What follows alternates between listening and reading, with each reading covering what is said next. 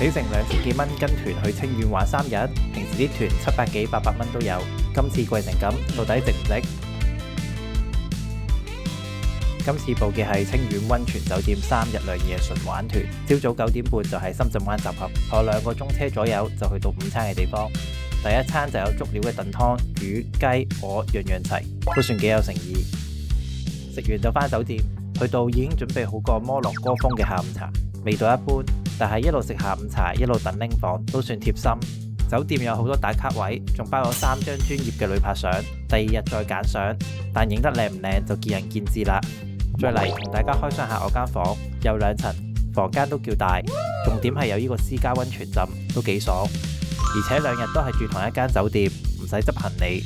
夜晚晚餐都係喺返酒店食，但出乎意料，又有燉湯，又有碌鵝，又有甜品，全部都幾好食。然後酒店戶外溫泉開到10點半，大把時間俾你浸，仲有宵夜，呢隻炭燒脆皮雞超香，我哋成隻食晒。第1日行程總結：食得好，住得正，有夠時間慢慢享受酒店，暫時真係冇乜投訴。第1日我俾8.5分。